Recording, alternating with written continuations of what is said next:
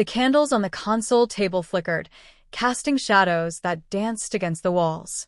I sat on the couch, hands clenched tightly in my lap, listening to the sound of the front door opening. My breath hitched. He was home. "Jess? I'm back," Ethan called out casually, the clink of his keys landing in the bowl by the door. I didn't answer. I couldn't. My throat felt like it was closing, my heart pounding against my ribs. When he walked into the living room, his smile faltered. "Hey," he said, his voice cautious. "Everything okay?" I stared at him, my chest tightening. He looked so normal, tie-loosened hair a little messy. It made me sick. "We need to talk," I said.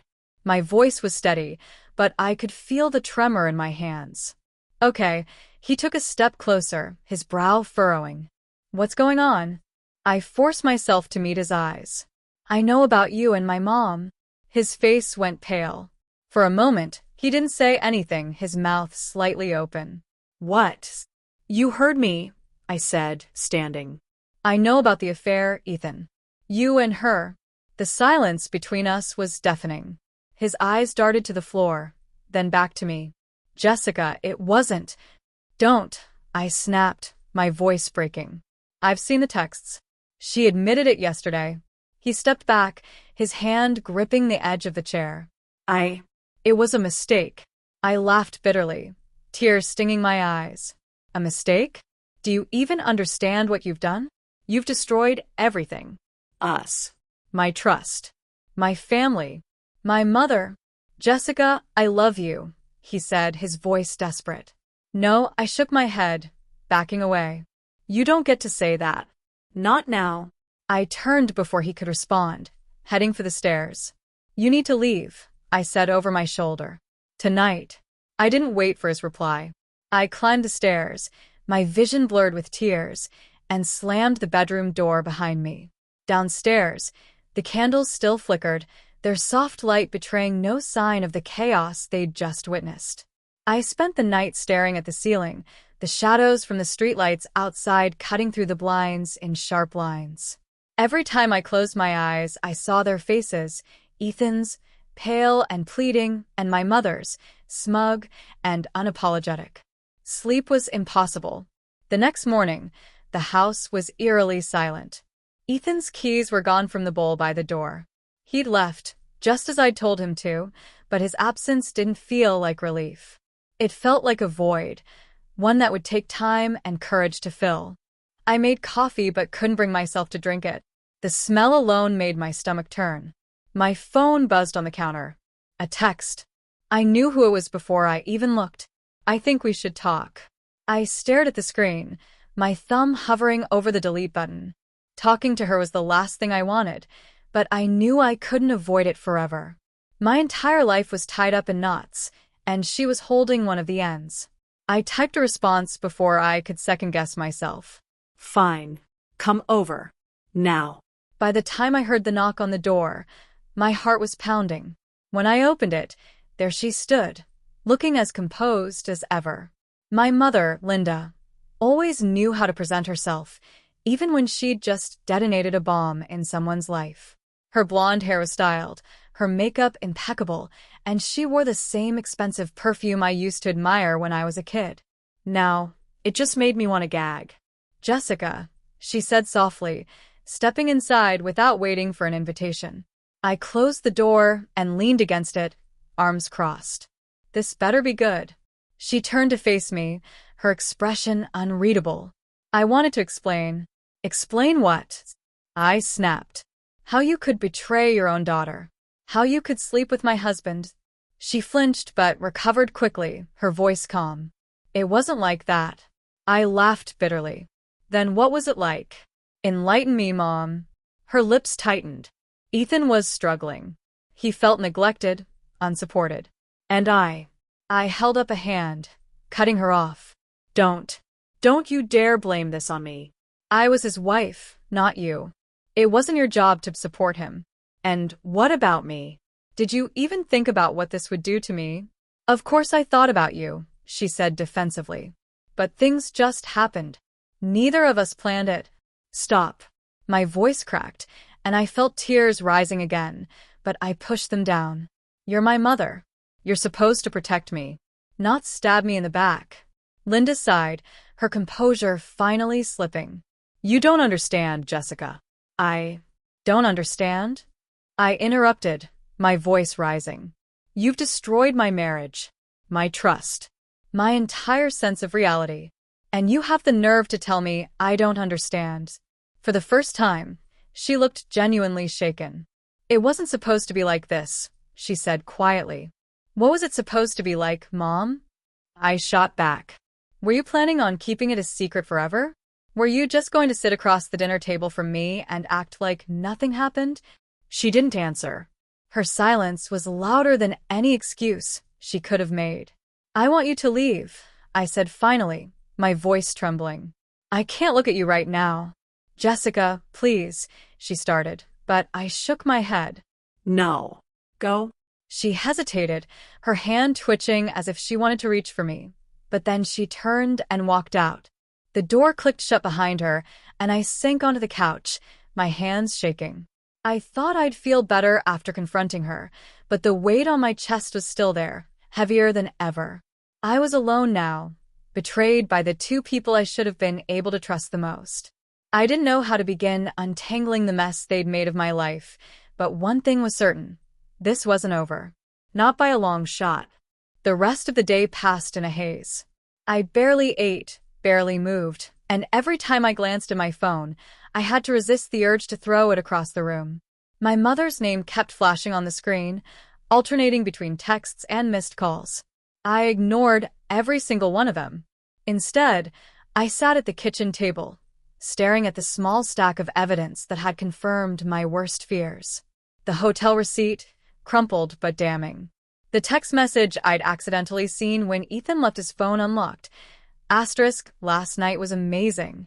Can't wait to see you again. Asterisk. At first, I thought it was a mistake. A cruel joke. I convinced myself that maybe Ethan was texting someone else, a coworker, even a stranger, but then I saw the contact name, Linda. Even then, I couldn't believe it. Not until I pieced together all the little things I'd ignored over the past year. The way Ethan and my mom seemed unusually friendly at family dinners. The lingering glances, the private jokes that didn't make sense to me.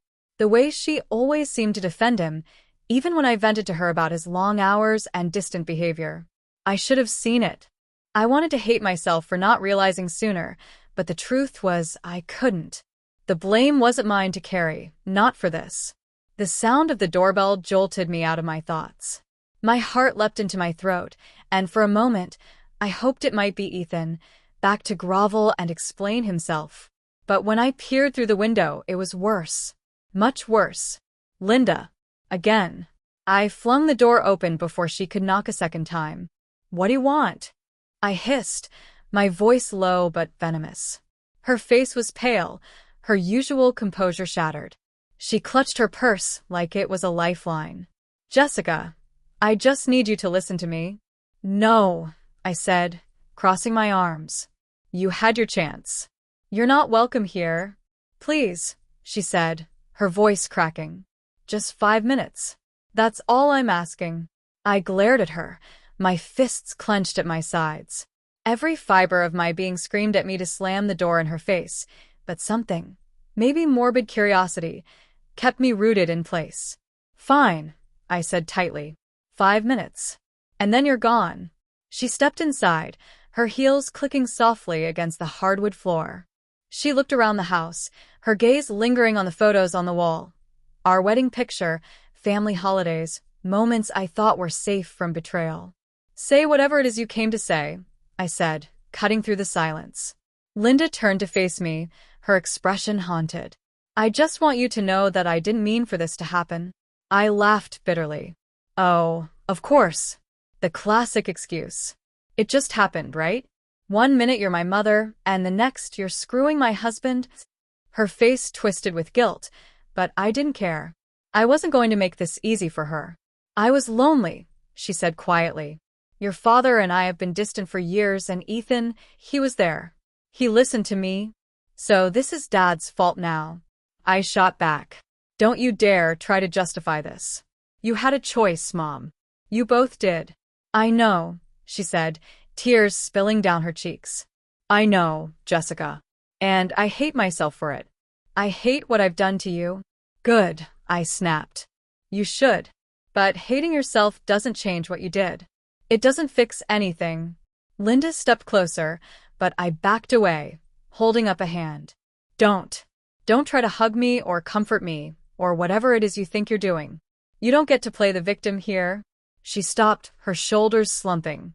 I just want to make things right, she said softly. You can't, I said. My voice trembled, but I forced myself to stand tall. You can't undo this, Mom. You can't undo the fact that you betrayed me in the worst possible way. Her tears fell harder, but I felt nothing. No pity, no sympathy. Just a cold, hollow ache in my chest. You should go, I said, my voice steady now. I don't want to see you again. Not for a long time. Maybe not ever. Linda opened her mouth to protest, but I didn't give her the chance. I walked to the door and held it open, staring at her until she finally stepped through. I love you, Jessica, she said quietly before I shut the door in her face. I stood there for a long time, staring at the closed door, my hands trembling. Love. The word felt empty now, meaningless. If this was love, I wanted no part of it. I turned back to the living room and sank onto the couch, burying my face in my hands. The weight of everything pressed down on me, suffocating and unrelenting. I didn't know how to move forward, but one thing was clear. I couldn't let them win. Not Ethan. Not my mother. This was my life, and I wasn't going to let their betrayal define it. 2 days passed in a blur. I moved through the hours like a ghost, trapped somewhere between fury and numbness. My phone remained silent, no calls, no texts from Ethan. It was the first time since we'd met that he wasn't a part of my day. Linda had tried to reach out again, but I ignored her messages. She'd done enough damage. I didn't need her apologies or excuses. What I needed was clarity, a way to figure out what my life looked like after this implosion. The house felt different without Ethan. His shoes weren't by the door, his coffee mug didn't sit next to mine on the counter. Even the empty space on his side of the bed felt like a silent reminder of what I'd lost, or maybe what I'd escaped. I was finishing a glass of wine on the couch when the knock came. It was soft, hesitant, but still distinct. My heart skipped. I knew it was him before I even stood. I opened the door to find Ethan standing there, a duffel bag slung over his shoulder, his face drawn and tired. His brown eyes met mine, and for a moment, neither of us spoke. Jessica, he said finally, his voice hoarse. I folded my arms across my chest, leaning against the doorframe. What do you want? I need to talk to you, he said, shifting uncomfortably. You're not staying here, I said flatly. I know, he said quickly. I'm staying at a hotel. Please, Jess. Let me explain. Let me try to make this right. I laughed bitterly, stepping back to let him inside. Make it right? Sure, Ethan. Come in and tell me how you're going to fix the fact that you slept with my mother. He flinched, closing the door behind him. The silence between us was thick, suffocating. He dropped his bag by the wall and turned to face me. I know I don't deserve your forgiveness, he started, his voice trembling. What I did was unforgivable. I cut in. Yeah, Ethan, it was. So, why are you here? To beg? To give me some sob story about how hard your life's been. His shoulders slumped. I'm not here to beg. I wanted to explain. I stared at him, my arms still crossed. Fine. Go ahead. Explain why you destroyed our marriage. Explain why you thought it was okay to betray me with her. Ethan ran a hand through his hair, his eyes darting to the floor. It wasn't planned, Jess. It started with her listening. She understood things about me that I didn't think you wanted to hear. My jaw tightened. Things I didn't want to hear? Are you seriously blaming me for this? No, he said quickly. That's not what I mean.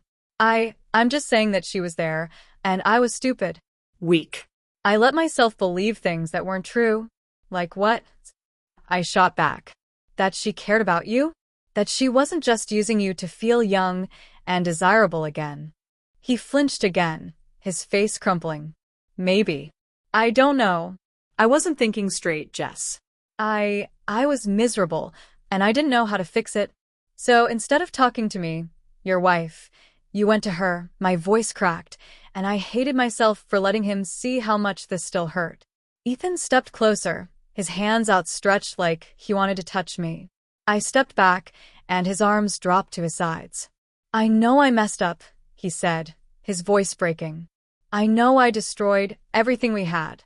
But, Jess, I swear I never stopped loving you. Not for a second. I shook my head, tears stinging my eyes. Don't say that. Don't you dare tell me you love me, Ethan. If you loved me, you wouldn't have done this. I do love you, he insisted. And I know I don't deserve another chance, but I need you to know that what I had with her, it didn't mean anything. It was a mistake. A horrible, unforgivable mistake. The words hung in the air, heavy and suffocating. I wanted to believe him, wanted to hold on to the idea that this was all just some terrible nightmare I could wake up from. But I couldn't. I don't care if it didn't mean anything to you, I said finally, my voice shaking. It meant something to me. Our marriage meant something to me, Ethan. And you ruined it. He opened his mouth to respond, but I held up a hand. Stop. Just stop. I can't do this right now. I need time. I need space. Ethan nodded slowly, his shoulders slumping. I understand, he said quietly. I'll give you whatever you need, Jess. Just please. Don't give up on us. I didn't respond. I couldn't. Instead, I opened the door and waited for him to leave. He picked up his bag and walked out, his head hanging low. As the door clicked shut behind him, I leaned against it, tears streaming down my face. I wanted to believe he was sincere. I wanted to believe he was sorry. But the cracks he'd left in my heart felt too deep to ever heal. The days dragged on, heavy with silence and unanswered questions. Ethan hadn't called or texted again, and for the first time, I felt a flicker of relief. The anger bubbling inside me needed somewhere to go, but I wasn't ready to face him. Not yet. Linda, on the other hand, was relentless. She called twice a day, her voicemails alternating between tearful apologies and defensive explanations. She wanted to meet again, to clear the air, as if there was anything left to say. It wasn't until her latest message, "We need to have an honest conversation about this, Jessica. It's not what you think," that I caved. Not because I believed her, but because I was tired of running from the inevitable. I agreed to meet her at the coffee shop where she'd once taken me after cheerleading practice in high school, back when she was still the kind of mother I could look up to. The irony wasn't lost on me. When I arrived, Linda was already there, sitting at a corner table with her hands wrapped around a steaming cup. She looked small, almost frail, but I refused to let that soften me. I pulled out the chair across from her and sat down without saying a word. "Jessica," she said softly, her voice trembling. "What do you want?" I asked, cutting straight to the point. She flinched, but quickly regained her composure. "I wanted to see you. To talk. To explain." I folded my arms across my chest, leaning back in the chair. "Explain what, exactly?" "How you managed to destroy your relationship with your daughter in one fell swoop. How you thought it was okay to sleep with my husband." Her eyes filled with tears, and for a moment, I thought she might break down. But instead, she straightened, her expression turning defensive. "You don't understand, Jessica. It wasn't." "No," I interrupted, my voice sharp. "What I don't understand is how the woman who raised me, the woman who was supposed to protect me, could betray me like this." Linda sighed, her hands trembling as she set her cup down. "I wasn't trying to hurt you." I let out a bitter laugh. "You weren't trying to hurt me? Then what were you trying to do, Mom? Enlighten me." "It just happened," she said weakly. He was struggling. And I didn't mean for it to go so far." "Struggling?" I repeated, my voice rising. "That's your excuse? He was struggling, so you decided to sleep with him? Do you even hear yourself right now?" Her tears spilled over, but I didn't care. I was done feeling sorry for her. "I know I made a mistake," she said, her voice cracking. "I know I let you down in the worst possible way. But I You didn't just let me down, I snapped. You ruined everything. My marriage, My trust. My sense of reality. do you have any idea what it feels like to look at you now? To see the person who is supposed to love me unconditionally and feel nothing but disgust. Linda reached for my hand, but I pulled away. Jessica, please. I'm still your mother. No, I said, shaking my head. You stopped being my mother the moment you decided you wanted to be with my husband. Her face crumpled, and for the first time, I saw real fear in her eyes. Good. She should be afraid. I don't know how to fix this, she said quietly. You can't, I said, my voice steady. You've done enough damage, Mom. I can't even look at you without feeling sick. So, do me a favor and stay out of my life for a while. Maybe forever. Her mouth opened as if she wanted to argue, but no words came out. Finally, she nodded, tears streaming down her face as she grabbed her purse and stood. I'm sorry, she said one last time before walking away. I watched her go, my chest tight and my hands trembling. The coffee in front of me had gone cold, untouched, but I didn't care. I'd stood my ground, told her exactly how I felt, but the victory was hollow. I wasn't sure anything could fill the gaping hole she and Ethan had left in my life. A week after I told Linda to leave and Ethan walked out the door, the silence in the house felt louder than ever. Every moment alone was a battle against my own thoughts.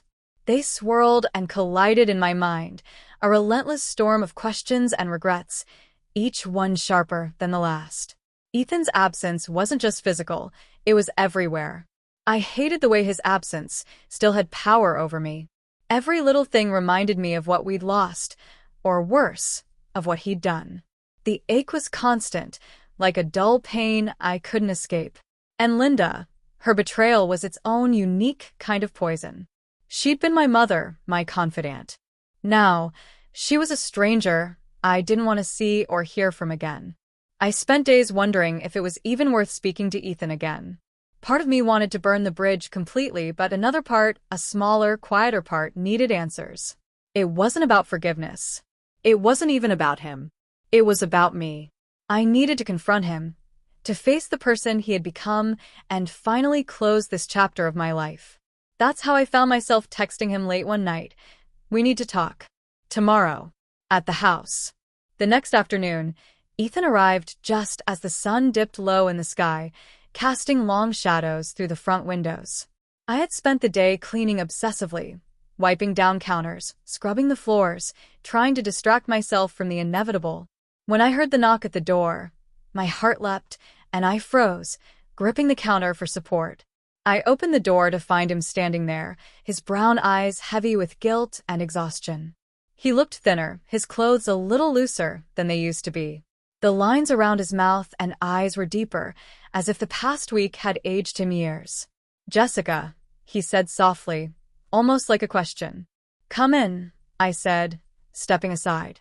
My voice sounded steadier than I felt.